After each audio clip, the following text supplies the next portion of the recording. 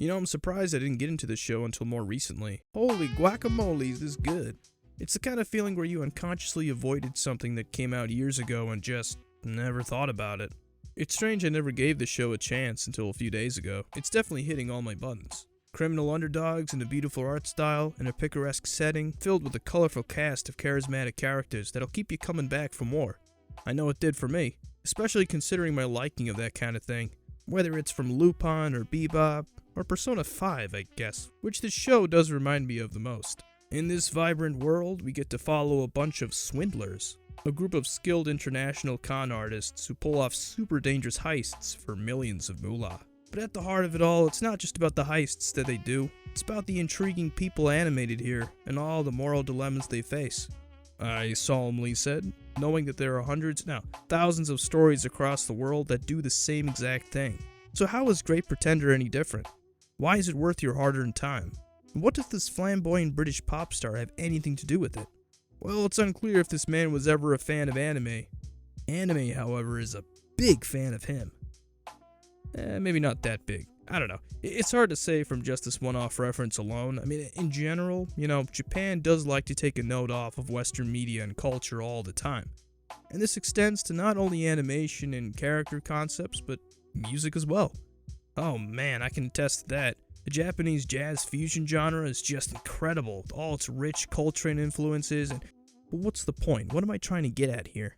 In this anime, Great Pretender, just that name, Great Pretender, perfectly reflects the central theme and essence of the show that I'm talking to you guys about today. This title alludes to the type of people you'd find in this show, and it's also a direct reference to a song of the same name that the world-famous Queen lead singer, Freddie Mercury, sang back in 1987. Now, Freddie Mercury didn't come up with this song at all, actually. It was originally recorded by a group of musicians known as the Platters in 1955. In the music video of the rendition Freddie sang 32 years later, we get to see how he parodies himself from all the other songs he's performed in the past. Wit Studio, the animation team behind this anime, Great Pretender, decided to use this version of the song for the credits theme that plays in every episode. At its core, Great Pretender follows the exploits of a talented group of con artists led by a charismatic man named Laurent. These guys specialize in pulling off elaborate scams on corrupt individuals who deserve a taste of their own medicine. With their skills in acting, manipulation, and quick thinking, these guys embark on a series of adventures in various locations around the planet, each more daring than the last. Makoto Edamura, the main character of this show, is a Japanese small-time con artist who gets caught up in Laurent's schemes, and eventually gets personally recruited to help out with several heists. We get a deep dive into Makoto's wavering sense of justice, and how conflicted he is of both his childhood and present-day actions, unclear of where to go next in life, and how to shape his moral compass. He constantly fights internally with himself as to whether or not he should be working alongside Laurent and his crew, because on one hand, he's very skilled as a con artist. It's what's natural for him. But on the other hand, where's the justice in screwing people over? Justice is a term that Makoto can't come to terms with, because it's a concept in this story that keeps getting redefined. Somewhere, deep within his scheming psyche, there's a kind, self-reflective, and wise Japanese young man who wishes to learn the purpose of his life and how he can better help those around him. We get to see that side of this multifaceted character through many situations, and I personally think it works well in making Makoto likable. He starts off the series hoping to become Japan's best con man, and towards the end he becomes something different, a more humbled and disciplined man. Also, he's Japanese. Why do I keep saying that? It's because no matter what audio track you choose to watch the show in, the guy's Japanese, and he naturally speaks in only Japanese. So if you wanted to watch this show in English, my guy is still speaking in Japanese. Whoa, what? You see, in order to make the show as accessible as they possibly could for all the other language dubs done for this anime, there's a special segment in the pilot episode where we can see a freeze frame, and roughly translated, the show indicates to us, the viewers, that from here on, all the dialogue will be translated into Japanese. What? Wait, why Japanese? I thought we selected English. This is even more confusing. Look, what this means is that because the characters in this show all have different backgrounds and speak different languages, the writers decided to have this point, early on in the story, be a place to allow the language switch to occur.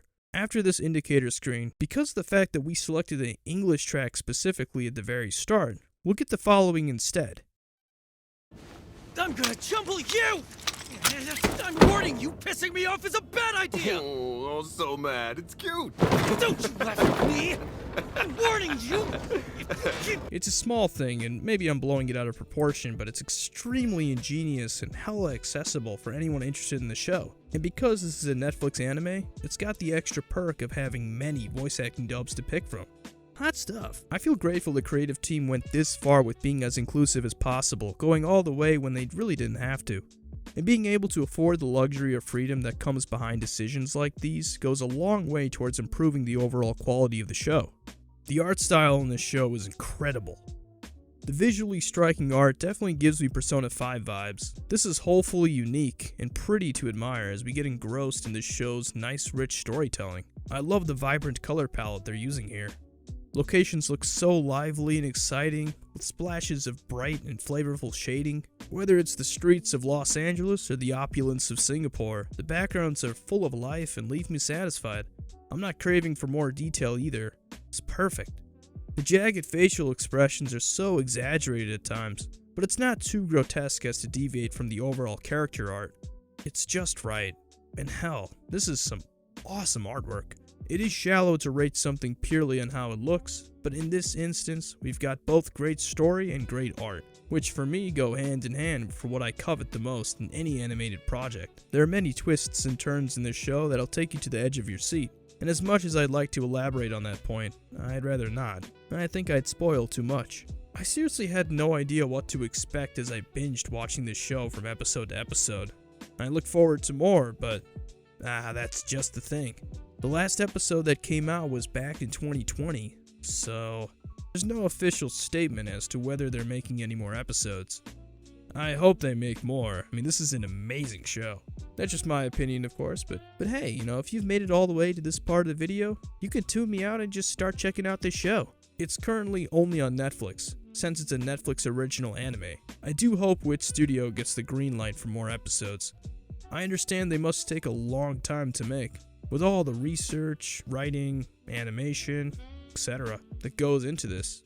If you like deep and layered stories with amazing pacing, well-written dialogue that translates well into English, beautiful artwork, and edgier plot lines that actually put this show at a TVMA rating.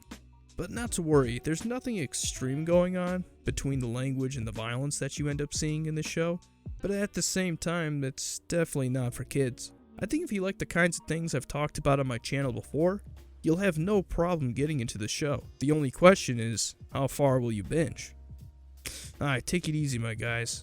Have a good rest of your day, or rest of your morning, or whatever. Alright, peace.